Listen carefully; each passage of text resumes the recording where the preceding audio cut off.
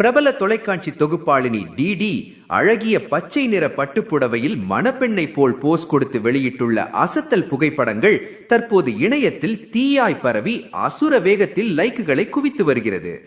பிரபல தொலைக்காட்சியில் பல ஹிட் நிகழ்ச்சிகளை தொகுத்து வழங்கி மக்கள் மனங்களில் தனக்கென ஒரு தனி இடத்தை பிடித்தவர்தான் திவ்யதர்ஷினி. ரசிகர்கள் அன்புடன் இவரை டிடி என்று அழைப்பார்கள். காஃபி வித் டிடி நிகழ்ச்சியின் மூலம் சூப்பர் ஸ்டார் முதல் யங் ஹீரோக்கள் வரை பலரின் மனதையும் வென்றவர்.